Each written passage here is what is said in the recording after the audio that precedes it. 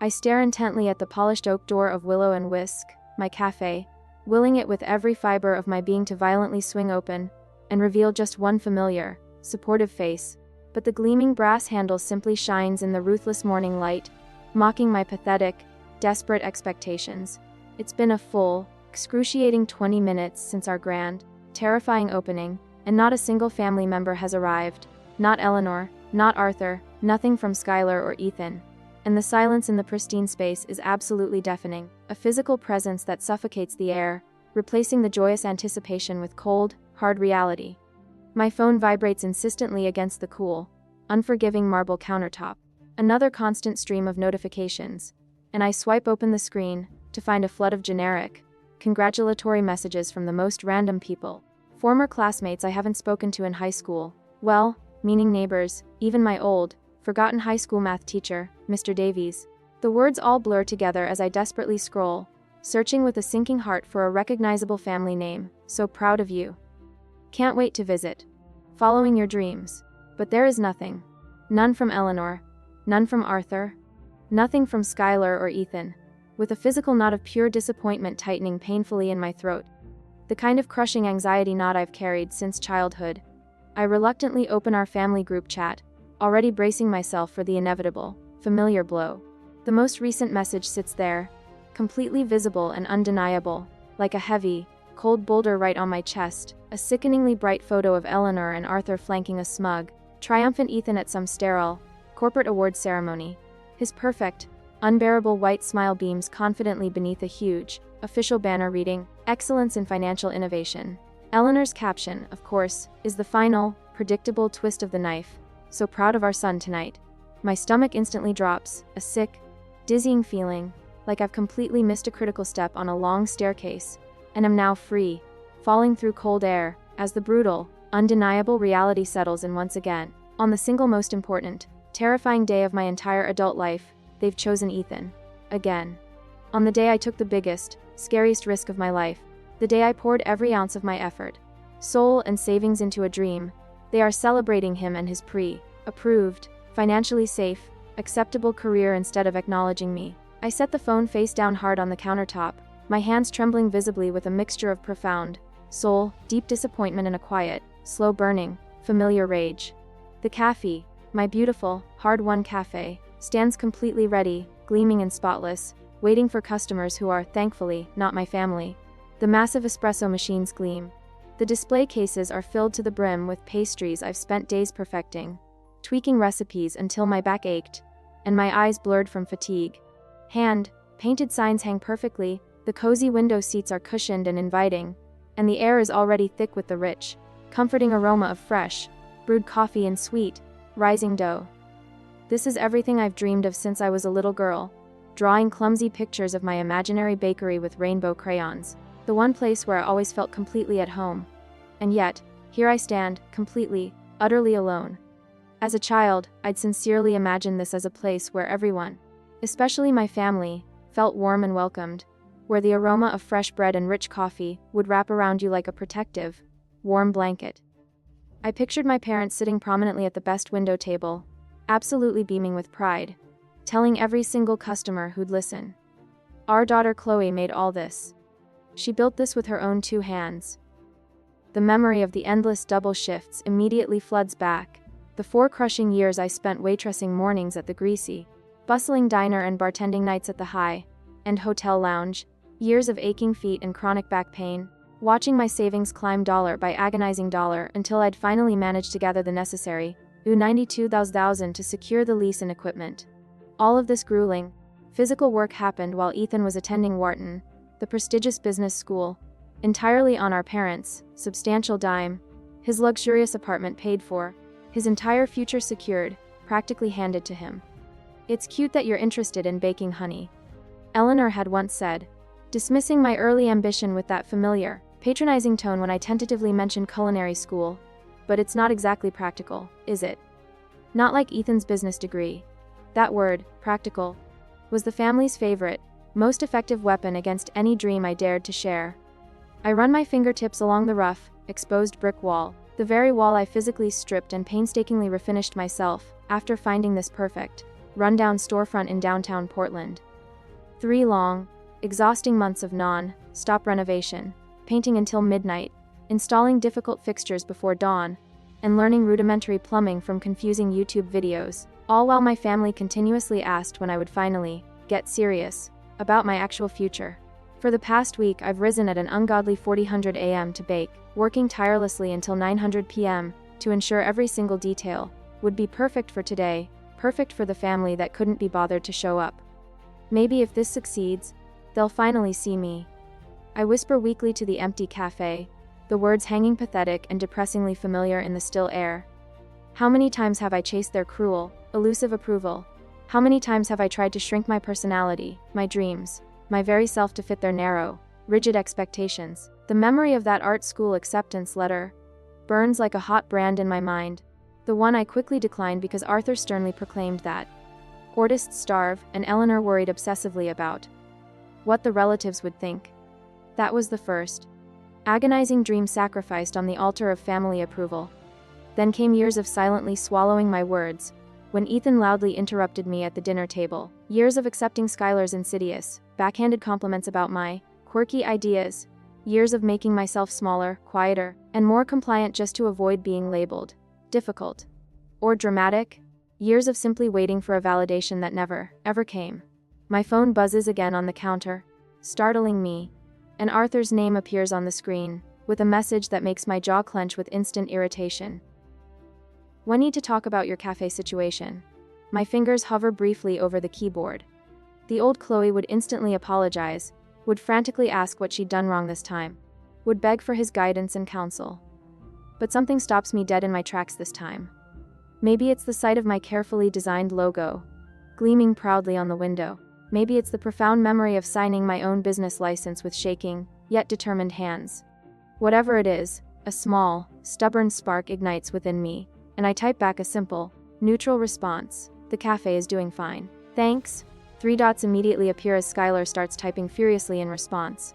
A moment later, a single heart emoji appears, her trademark passive-aggressive response when she clearly disapproves but desperately wants to maintain the false appearance of being nice or supportive. I close the chat completely and slide the phone deep into my apron pocket, cutting off the toxic stream. A knock on the window draws my attention, a welcome, needed distraction. A line has quickly formed outside, stretching down the block, real customers waiting patiently for my cafe to open. I immediately smooth my apron, plaster on my best professional smile, and unlock the heavy oak door. "Welcome to Willow and Whisk," I say, holding the door wide as they stream in, immediately oohing and ahing over the beautiful display cases. "These croissants look absolutely amazing. Did you really make all these yourself? The atmosphere in here is perfect."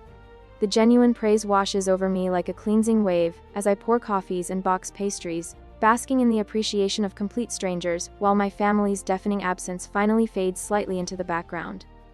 "Everything okay, boss?" Rachel, my loyal barista, asks quietly during a brief lull, catching me staring unconsciously at my pocket, checking for messages that aren't there.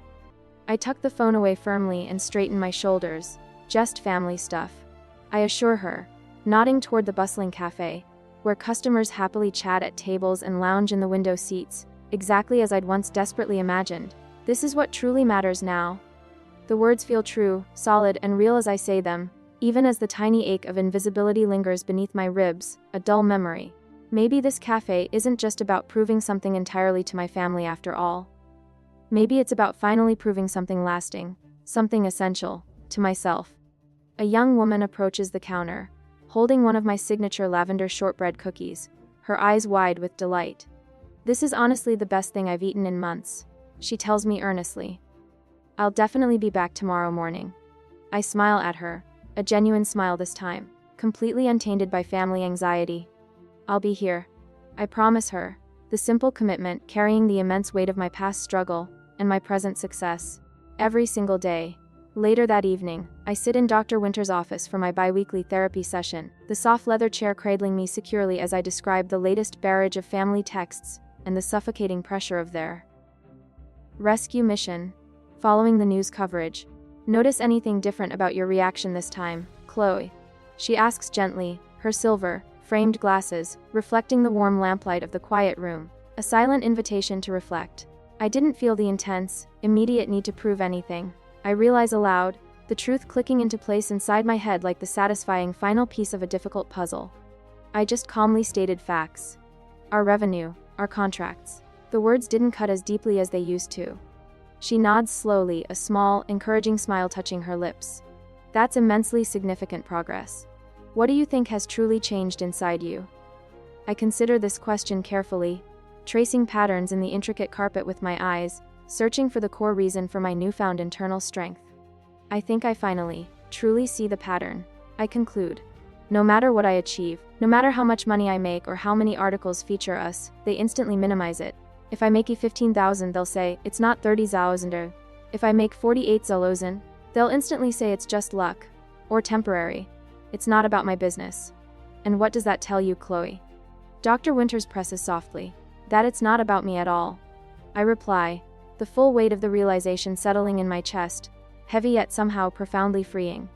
It's about their own insecurity, or maybe their fixed, narrow idea of who I must remain in the family system. The screw-up, the dreamer, the impractical one. They need that hierarchy to function. Which means, I pause, letting the final truth sink in. I'll never, ever get the unconditional validation I've been desperately seeking from them. They genuinely can't give what they simply don't have. She smiles gently, confirming my self-discovery. So where does that leave you now? I think immediately about the loyal customer who came back 3 times last week for my cardamom coffee cake. I think about the manager of the Wellington Hotel, who called my pastries the highlight of our guests' mornings. I think about Emma and Thomas choosing to work at Willow and Whisk when they had numerous other, safer corporate offers. It leaves me creating, instead of proving. I say finally, the answer perfectly clear. Building something that truly fulfills me, that serves a vibrant community, rather than pointlessly chasing approval I'll never receive. The immense emotional weight that instantly lifts from my shoulders nearly makes me float right out of the chair, a feeling of deep, profound liberation. The aroma of fresh sourdough fills the cafe as I pull another massive batch from the oven, the satisfying heat grounding me in the present reality of my hard work. 6 months in, and Willow and Whisk has evolved completely from my desperate, anxious dream into something undeniably thriving and real. The chalkboard menu above the counter has doubled in size, exclusively featuring the customer favorites that started as experimental weekend specials. Emma, can you take these scones to the display case? I hand a heavy tray to one of my new part-time employees, still getting used to the process of delegating tasks after months of doing absolutely everything myself. She nods with a bright smile. Sure thing, Chloe. They smell amazing. The lavender honey one sold out before noon yesterday. Thomas, my other new hire, confirms, as he expertly steams milk for a cappuccino. Should I tell customers we're limiting 2 per person today? Let's see how it goes, Thomas. I made an extra batch just in case. I decide, wiping flour from my hands. The cafe hums with frantic morning activity, laptops open, conversations flowing, the espresso machine singing its loud, mechanical song. My gaze drifts to the wall where local papers have featured Willow and Whisk, in 3 separate articles. The latest headline reads, Portland's hidden gem no longer hidden. Behind the counter, a new, state-of-the-art industrial mixer stands proudly beside my original one, a necessary expansion after landing contracts with 3 major local hotels. The Riverside, the Magnolia, and the Wellington. Their substantial daily orders alone have pushed my revenue to dizzying heights I never imagined possible. Monthly total. Rachel announces, my promoted assistant manager, sliding a meticulously checked paper across the counter during a rare quiet moment, her face alight with pride. The number at the very bottom makes me blink twice in sheer disbelief. 48,000. That can't be right, I whisper, my voice catching in my throat. Double-checked it myself, boss, Rachel says with a firm, proud smile. Up 17% from last month. The hotel accounts put us well over the top. I lean heavily against the counter, my legs suddenly wobbly with shock. When I opened Willow and Whisk, Arthur predicted I'd be lucky to break 15 in a month after expenses. We have now more than tripled that pessimistic estimate. My phone buzzes with the distinct, customized tone I've assigned to family messages. For a moment, I consider ignoring it completely. These days, I don't rush to check their texts like I once did, their power over me significantly diminished. But curiosity, the old habit, wins. Arthur saw another article about your cafe. Remember, a flash in the pan isn't success. Chloe, My heart sinks slightly, but not like before. The words don't cut as deeply now. I scroll down to see Ethan has chimed in, the self-appointed financial genius. Ethan. Popularity isn't profit, Chloe. How are your margins looking? Then, Skylar, the corporate marketer. Skylar, you've had such lucky timing with that location. Hope it lasts. Eleanor completes the quartet of disapproval. Eleanor, honey. We're just worried you're working too hard on something temporary. Don't burn yourself out. 6 months ago, these patronizing messages would have launched me into a deep spiral of defensive explanations and desperate proof offering. I would have typed paragraph, long responses with attached spreadsheets and business projections, pathetically begging for their acknowledgement. Today, I simply type a concise, unshakable reply, backed by undeniable reality. MO monthly revenue just hit 48,000. We're expanding wholesale to 3 hotels. If you're interested in seeing the operation, we're hosting a community tasting day next Saturday. All welcome. I pocket my phone without waiting for their inevitable, weak responses. The kitchen timer immediately beeps, loudly calling me back to the work that actually matters. 4 days after the tense family dinner, the phone rings for the 3rd time this week. Right on schedule. Arthur's name flashing across my screen, as I slide trays of fresh sourdough into the massive oven, the timing of his calls becoming a predictable, almost funny ritual. Willow and Whisk. This is Chloe. I answer professionally, balancing the phone between my ear and shoulder, while brushing flour from my hands. Just checking in, Arthur says, his tone falsely casual but his purpose absolutely transparent. Wanted to see how things are going with the cafe situation. Business is great, actually, I reply, keeping my voice steady and factual. Just pulled in our highest weekend numbers yet. That's nice. The hesitation on his end speaks volumes. I can almost see him trying to reconcile my success with his prior dismissals. I read that small businesses often see a honeymoon period before reality sets in. Chloe. Just want to make sure you're prepared for when things level out. My jaw tightens. But I refuse to engage in the fear-mongering. I appreciate your concern, Arthur. Your mother and I worry, honey. That's what parents do.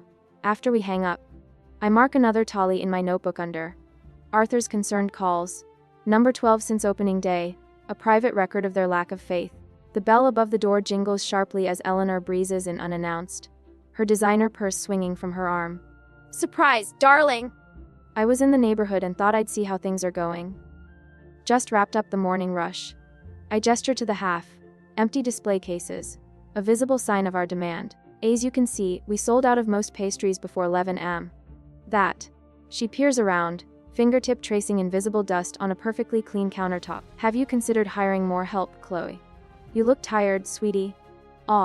Before I can formulate a proper response, my phone buzzes with a text from Ethan. Interesting article on why independent cafes struggle to compete with chains.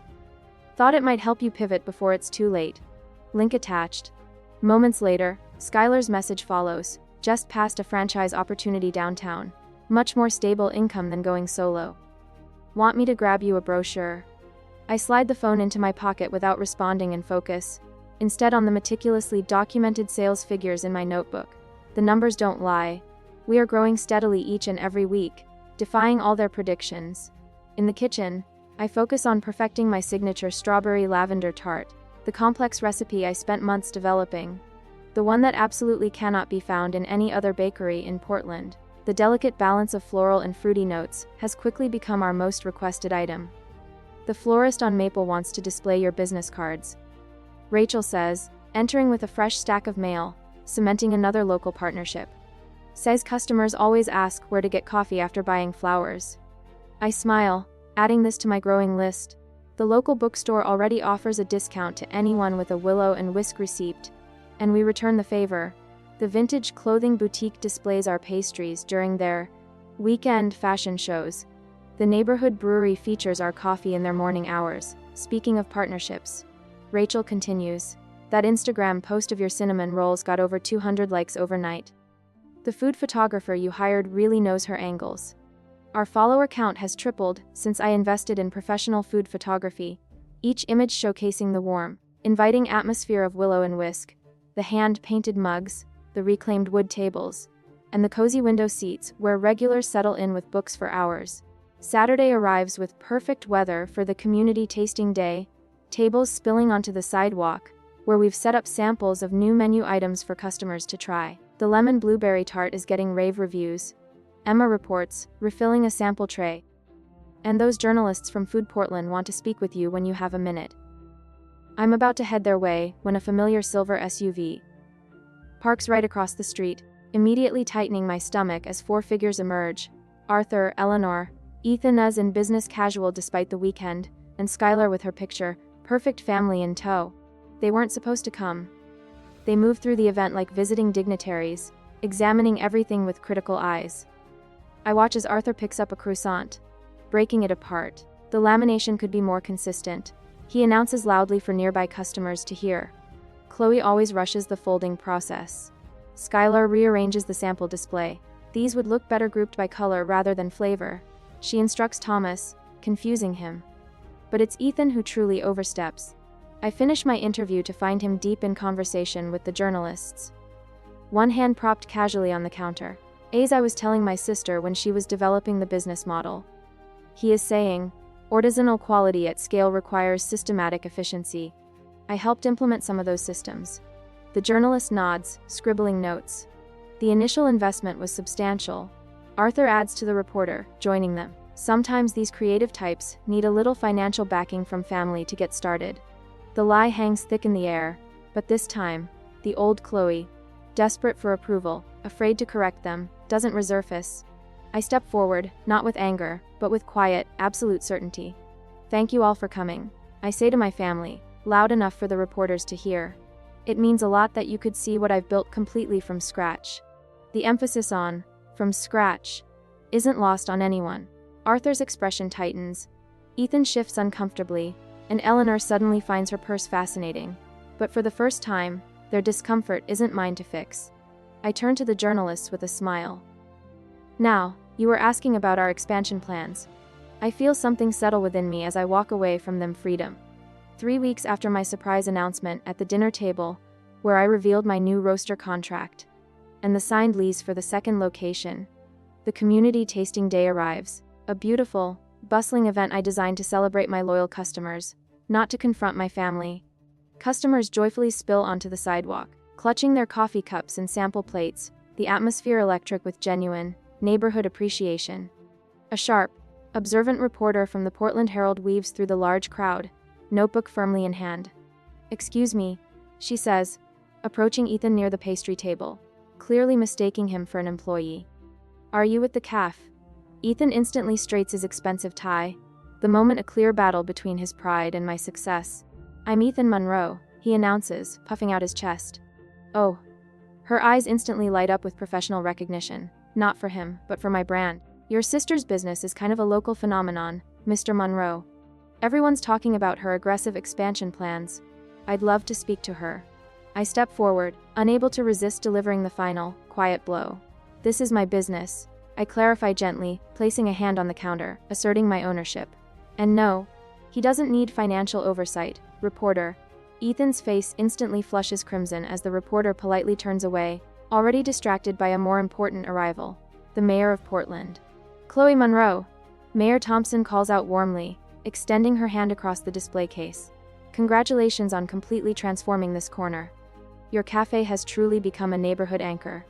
"Miss Monroe," interrupts an older gentleman in a perfectly tailored suit, cutting through the small crowd. "The Business Association would like to present you with this year's Entrepreneurship Award." My father, Arthur, stands completely frozen nearby, watching in stunned disbelief as his long-time golf partner, the city's most respected real estate developer, enthusiastically shakes my hand. "Your customer retention strategies are remarkable, Chloe," whispers the owner of a major competing coffee shop, a rare moment of industry respect. "Would you consider sharing your approach at our next industry meeting?" The owner of the bookstore next door squeezes my arm affectionately. "My foot traffic has doubled since you opened, Chloe. Thank you." I feel dizzy with a quiet, complete vindication as the undeniable evidence mounts around us. My hobby has revitalized an entire city block. The monumental shift in power becomes utterly palpable as my family members are forced to witness my public triumph. Ethan visibly stands taller, trying desperately to mask the fact that he is no longer the only successful child. Genuine uncertainty flickers across his face. Arthur awkwardly accepts congratulations for his daughter's achievement, discomfort evident in his stiff, forced smile. Skylar hesitantly approaches me, her competitiveness momentarily subdued. Your cafe photos are absolutely stunning, Chloe. Would you share some of your photography tips for my clients? And finally, my mother, Eleanor, finds me alone by the register, tears glistening genuinely in her eyes, the last vestige of her worry finally breaking. I never, ever thought this would actually work, honey, she admits, her voice barely audible, the deep admission of doubt both painful and honest. I look around at my thriving, successful business, at customers happily enjoying my food, at the competent staff I've trained and empowered, at a lifelong dream manifested through my own fierce persistence. I know. I tell her softly, the words no longer bitter on my tongue, just stating a fact. That's why I had to prove it, not to you, but to myself. The glossy pages of Food and Flavor magazine are spread open across my desk a year later, my cafe featured in a 4-page spread. The headline screams, Willow and Whisk. Portland's hidden gem shines bright. I trace my fingers over the detailed photographs. Loyal customers lounging in the window seats. Display cases brimming with perfect pastries. My signature lavender shortbread cookies arranged in professional, perfect rows. Boss! Trevor knocks gently on my office door, clipboard in hand. One of my now 12 dedicated employees, who helped transform my simple dream into something far greater than I ever imagined. The corporate order for Lewis Financial is ready for immediate delivery, and the Hendersons confirmed the final numbers for their wedding tasting tomorrow. Thanks, Trevor. How are the workshops shaping up? 23 sign-ups all ready for your pastry class next week, Chloe. We might need to add another session just to keep up. 1 year. One full, transformative year since I stood completely alone in this space, agonizingly wondering if anyone would ever come. Now we're juggling a successful second location across town, a booming catering division, monthly sold, out baking workshops, and a profitable line of packaged goods stocked in specialty stores throughout Oregon. Chloe. Rachel bursts in excitedly, carrying a massive, colorful flower arrangement. These just arrived for the anniversary party. Where should I put them? By the entrance. The caterers arrive at 4. I check my watch, a quiet smile forming on my lips. I can't believe we hired caterers. It feels strange not cooking for our own celebration. You deserve to enjoy your party without working it. She gives me a knowing look. Your family confirmed they're coming. I nod, my stomach no longer dropping or tightening at the question. All of them. The cafe transforms throughout the afternoon. Twinkling lights, champagne flutes, framed photographs chronicling our unbelievable journey. I adjust a centerpiece as the first guests arrive, loyal customers, local vendors, fellow small business owners who've become genuine friends. And then my family walks in. Arthur shakes hands warmly with my head pastry chef. Eleanor genuinely admires the decor. Ethan and Skylar weave through the crowd, stopping to closely examine the packaged cookie display. But they are no longer the center of my focus. They are simply part of the rich tapestry of this amazing moment. Rachel taps a glass for attention, raising her champagne, a toast. She announces, her voice filled with respect, to Chloe Monroe, the woman who never gave up on her own incredible dream. Applause ripples throughout the room. I scan the familiar faces. The same family members who missed my grand opening. But the dynamic couldn't be more different. They are here as welcome guests, not as critical validators. Their presence is appreciated but no longer remotely necessary for my happiness. Congratulations, Chloe, Eleanor says, approaching with a gift bag. The magazine feature is truly impressive. Thanks. I accept the bag without the desperate need for her approval that once consumed me. Have you thought about expanding the package line, honey? Arthur suggests, his tone now advisory, not dismissive. I noticed a gap in the gluten-free market. A year ago, this comment would have instantly triggered anxiety, making me question every business decision. Now I simply nod confidently. We're exploring options for next quarter, Arthur. Later, I retreat to my office for a quiet, reflective moment. I flip open my journal, reading my entry from this morning. Success isn't proving others wrong, it's proving yourself right. The monthly boundaries check, and has helped me to recognize my parents' limited perspective without resentment. I appreciate Ethan's marketing suggestions while honoring my own business instincts. Knock knock. Ethan appears in the doorway, genuinely hesitant. Got a minute? I've been thinking about starting my own independent consulting firm. I would really value your input on the business plan, Chloe. The irony of the moment, My golden brother seeking my advice is not lost on me. Later still, I overhear Arthur talking proudly to his business associates. My daughter's place, he says, pride finally evident in his voice. Skylar now shows off Willow and Whisk photos in her marketing portfolio. Eleanor discusses the intricate baking techniques she's learned from me for family gatherings. Not hierarchy, but mutual respect. After everyone leaves, I lock the door behind them and stand alone in the darkened café. Running my hand along the worn brick walls that once seemed impossible to afford, my gaze drifts to two framed items side by side, my first dollar earned, and the Portland Chronicle article that declared Willow and Whisk a culinary destination. They called it a hobby. Now, it's my life. But more importantly, it's always been my passion, whether they saw it or not. External validation was never the true goal. I realize that now. Standing amidst the life I've built brick by brick, pastry by pastry, following a vision that was always clear to me, even when others couldn't see it.